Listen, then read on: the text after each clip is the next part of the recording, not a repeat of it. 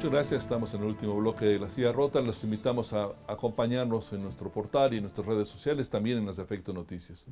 Felipe Jesús Cantú, candidato del PAN a Nuevo León. ¿Qué pasó en este tránsito de la definición de la candidatura? Da la impresión de que el PAN en Nuevo León tuvo un recambio, digamos, en sus liderazgos, ¿no? Había tradicionalmente empresarios al frente del PAN. Esto fue un fenómeno que tomó décadas, digamos, ¿no? Había gente muy identificada con estos grandes consorcios empresariales que a veces estaban en la empresa, a veces estaban en la actividad política. Estoy pensando en Fernando Elizondo, por ejemplo, en Fernández Canales Clarión, en Benjamín Canales Clarión. Da la impresión de que hubo un grupo emergente, digamos, que no había nacido en pañales de seda, ¿no? Que no tenía apellidos distinguidos, ¿no? Y que se hizo cargo del PAN, no sin resistencias, tanto que algunos distinguidos personajes del PAN se salieron del partido. Sí. ¿Qué pasó en el PAN? Yo creo que hubo una sacudida importante, se dio un efecto numérico. Lo explico. El PAN tenía cuadros y normalmente tomaba liderazgos sociales, los reclutaba, valga la expresión, ya hechos. Y hubo un escalón muy grande, digamos los que hoy tienen arriba de 60 años y los que estamos abajo de los 50.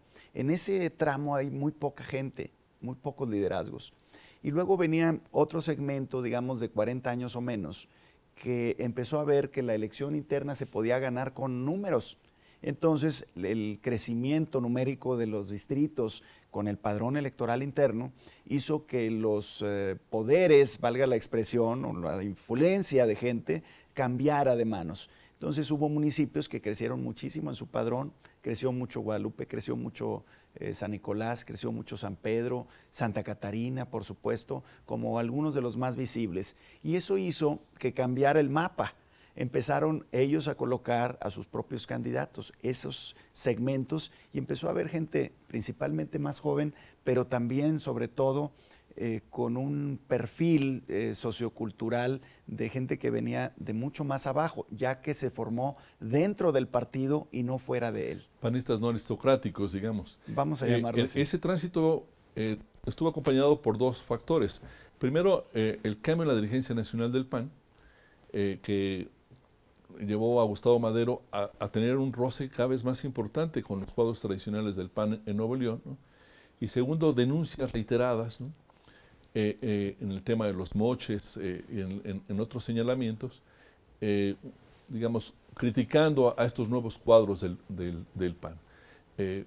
Parecería ser que la propia definición de la candidatura para la gobernatura por parte del PAN quedó un poco como rehén de esa discusión.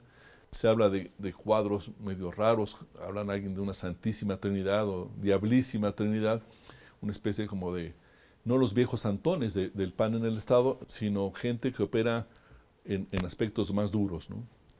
Bueno, en el planteamiento de liderazgos sí se fueron alejando algunos de los liderazgos bajo el argumento de que tenían poca injerencia en la dirigencia. Cuando la dirigencia la gana este grupo apodado como la Diablísima Trinidad, que tiene mucho que ver con los que tenían más, o los grupos más grandes de electores hacia el interior, ellos tenían la posibilidad de influir. Cuando yo me hice el propósito de entrar a la candidatura, pues algunos decían que era prácticamente imposible lograr algo porque finalmente los grupos mayoritarios se impondrían. Pero no era así, en realidad no tenían un grupo mayoritario. Juntos hacían menos del 40% del electorado y esa fue mi aventura. Intenté convencer al máximo número posible que estuvieran dentro de la militancia, pero fuera de los grupos. Los libres y locos, les decía yo, emulando el nombre de una porra de los Tigres.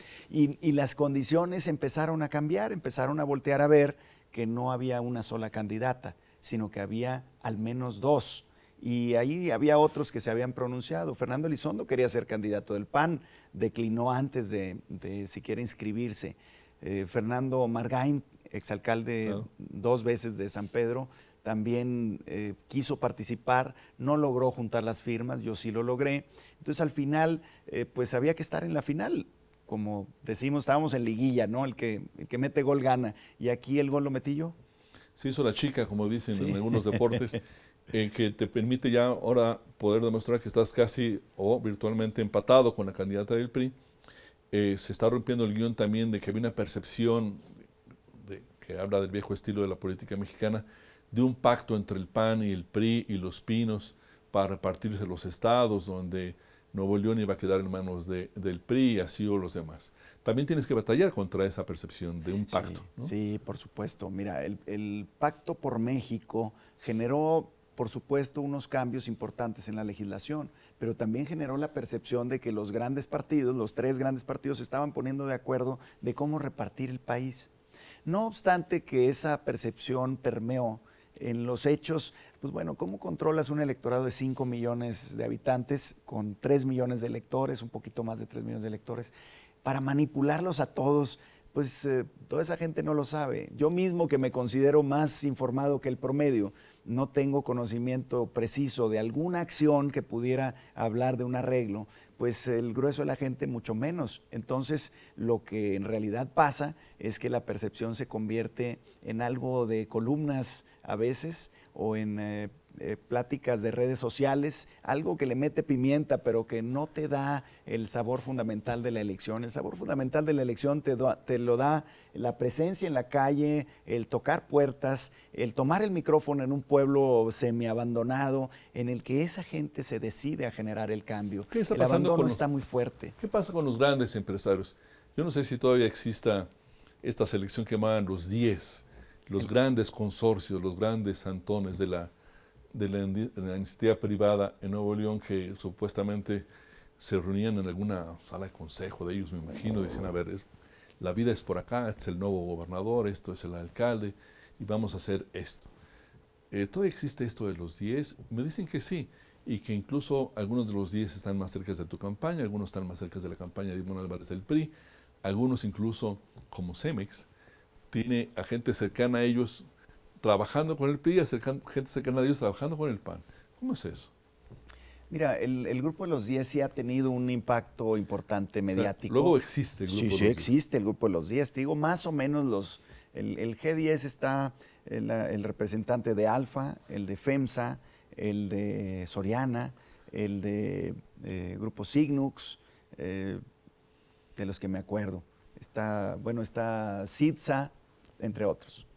El planteamiento que ellos hacen normalmente es pedir a los gobernantes que incidan de manera directa en cómo pueden crecer los empleos, cómo puede ayudarse la economía local, y ellos tienen una gran participación de la economía local. ¿Pero son decisivos en un proceso electoral? Esa es mi pregunta. No, mira, el mayor empleador que hay en Nuevo León se llama Ternium. Es una empresa internacional, solía ser un conglomerado de empresas locales, más bien un archipiélago que ellos convirtieron en aglomerado.